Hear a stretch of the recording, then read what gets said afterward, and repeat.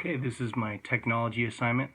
I'm Ryan Scott, and I'm going to go through these questions that kind of clarify what my philosophy of teaching is and why I chose to become a teacher in the first place. So the first question is why I wanted to be a teacher.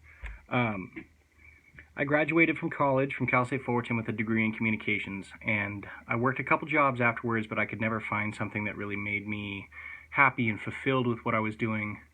And I just felt empty. I was dealing with depression and anxiety all the time and feeling like I was working for a paycheck, but I was doing something that didn't mean anything to me. So I finally got fed up with the job that I was working and I quit. And I shopped around and I tried to find, I had multiple interviews, many job offers. And I finally got to the point where my sister, who is a teacher in the Corona Norco district, she teaches history. I had this moment where I was either going to take this job that I got, or I was going to see what, teaching really looked like. So I nailed my interview with that person that morning, and I was thinking maybe I should take this. And I went and observed my sister's classroom. And what I saw there from her experience from teaching, that didn't look like work to me. It seemed like, I could get paid for this. This is amazing. And I didn't want to do anything else. So I immediately called the guy back from the job interview and I said, you know what, I'm going to go back to school. I'm not going to take the job. And I knew at that moment that what I should be doing is teaching. And it was a huge commitment because, it involves taking out loans and going back to school. And I really didn't want to go back to school since I was kind of burned out finishing my undergrad. But once I saw it, I knew I couldn't ignore it because I knew I wasn't going to be happy doing anything else. It talks about connection, community, and wholeness. And seeing my sister teach her class, that was immediately where I realized this is where I need to be, and I'm not going to be happy doing anything else. The next question deals with resiliency. And I was having this conversation with friends of mine, how there's been so much focus in this program about, and teaching in general, how it's so much encouragement around the point of teaching is going to be hard. You're going to confront challenges in this job that are going to test you and that many teachers don't get through their first 5 years because they feel like they don't have enough support. And I was struck with the fact that no other job tells you, all jobs are hard. All jobs have situations where they demand a large amount of resilience from you. But the fact that this program in particular is so focused on preparing you and encouraging you to get past those times where you're overwhelmed and feeling disconnected and feel like you can't handle it. And, it's almost encouraging for me to know that I just have to get through this. And, the resiliency is to remind you of why you got into it in the first place, why that answer to that first question is still important regardless of how hard the experience at the time is.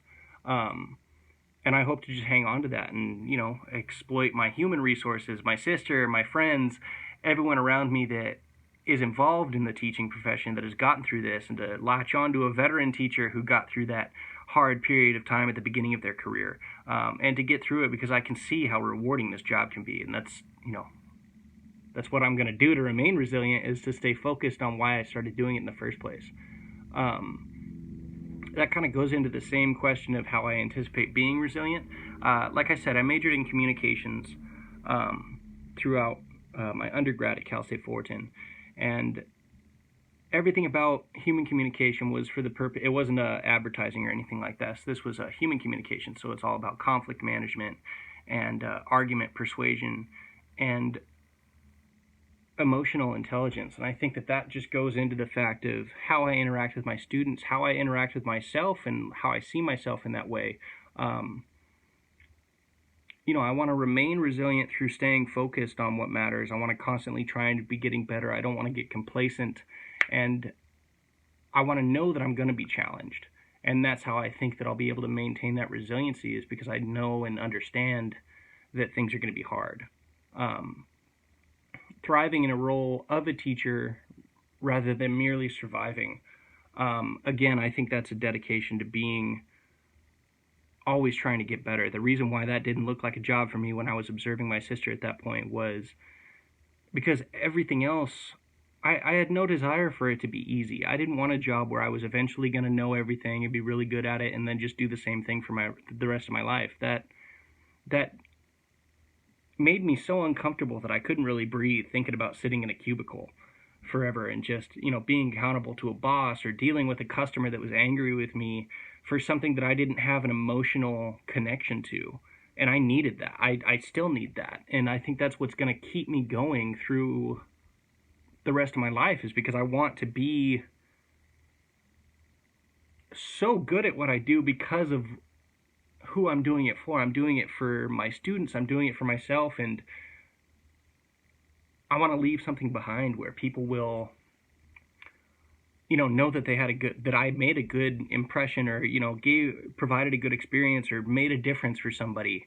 And, it's never been about just surviving. Otherwise I would be doing something else. Like, there's plenty of jobs where I could be making more money right now, or not going to school, or, writing paper after paper after paper. Like, this is something where I'm already setting myself up to thrive. If I was just interested in just surviving, I'd be sitting in that cubicle, because you can survive there, but I wouldn't be happy there, so I'm already so dedicated to doing the best that I can with it. Significant cultural beliefs or experiences that have influenced your desire to become a teacher. I think, I kind of framed this earlier, but in terms of significant beliefs, I need to be fulfilled in what I'm doing. I need to know that I'm making a difference and that I'm doing something worthwhile. And kind of my requirement after I graduated was, the idea of you're sitting at a restaurant and you meet someone and they ask you, oh, what do you do for work? And I always wanted to be proud of whatever that answer was going to be. And, my old job, I was managing a internet business, and when people asked me what I did, I was, I work from home, and I run an e-commerce company, and I was almost embarrassed. Not that it was anything to be embarrassed about. It was a great job. Made good money, but it wasn't something that I was proud of doing. And you could see, like, from the response, is just like, oh, wow, like, that sounds boring. Like, I wanted to be proud of what I said.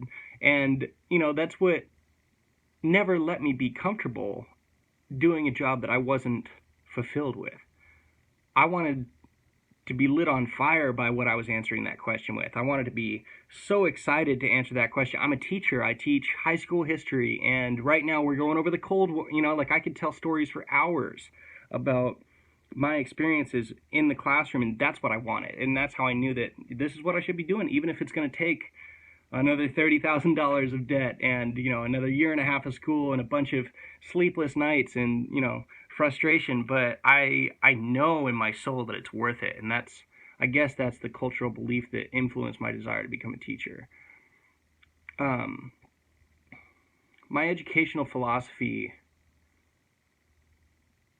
and how it is shaped by my own educational experience when I was in school was that I felt kind of invisible in the classroom, and I felt that school was boring. And it wasn't until I kind of pursued education on my own through, specifically for history, was I became enamored with the subject through exploring it through podcasts, through books, through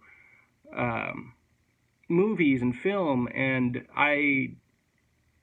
it's the best story that you could have ever made up, but it really happened. And I wanted to tell those stories from people who are just like us and experiencing these things for the first time. I read a quote by an author named James S.A. Corey. And the quote was, "History is a series of surprises to those experiencing it. And that when viewed in retrospect, it seems like fate. That it couldn't have happened any other way." But the people at the time, for example, like World War II, those people didn't know the Germans were going to lose. Like, I want to tell those stories and bring that situation to reality for the kids in my class, that make them experience that these were real people and real lives that were happening during these times. And it's not just regurgitating content and dates and names to be put on a standardized test. I want them to engage and understand and really get to the bottom of these things that made us as a culture, as humanity, and got us to this point, and how we've survived so long. And I want to share those stories and, have them be excited and deal with it, and overall have a good experience while they're with me in class. I want to help them become better people. And history is just my favorite subject, so it's almost just the avenue that I want to do that with.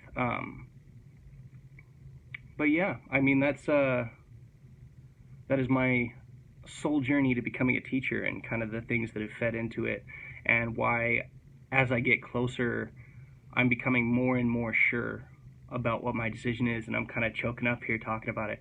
But it's been an incredible process, and I'm just encouraged constantly that I made the right call, that I'm doing the right thing throughout this wonderful program. It's been frustrating at times, but I know that the teachers who have helped me get here, their heart has been in the right place, even if the program has been a little rocky at times.